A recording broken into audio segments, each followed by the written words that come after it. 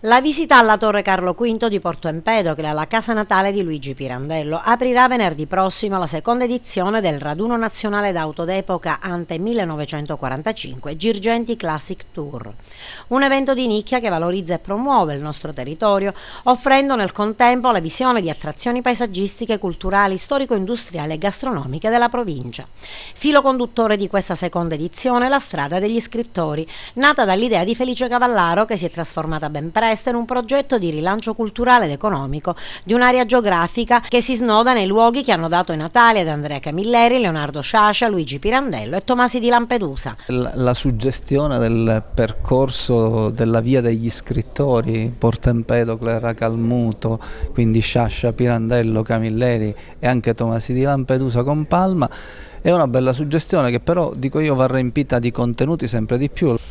Questa iniziativa invece delle auto d'epoca promossa dalla Camera di Commercio la saluto molto positivamente, perché serve a poter vendere questo marchio. La sfida che abbiamo davanti è riempirla ancora una volta di contenuti, e lo dobbiamo fare tutti insieme, lo devono fare le municipalità e lo devono fare anche i corpi intermedi, associazioni, la Camera di Commercio, e quindi saluto positivamente questa iniziativa. Circa 30 equipaggi provenienti da ogni parte del paese saranno alla scoperta del nostro territorio. Sì, un appuntamento sportivo di nicchia. Le auto d'epoca sono, diciamo così, e riguardano un settore importante del patrimonio culturale dell'Italia, e noi con questa manifestazione di livello nazionale, che vedrà la partecipazione di parecchi equipaggi che provengono anche da fuori provincia e da fuori la Sicilia, cerchiamo di far conoscere l'immenso patrimonio culturale della nostra provincia. L'anno scorso abbiamo e ha riscosso grandissimo successo, speriamo quest'anno di replicare anche i successi dello scorso anno. Un percorso paesaggistico letterario nell'ambito del quale è anche inserita Palma.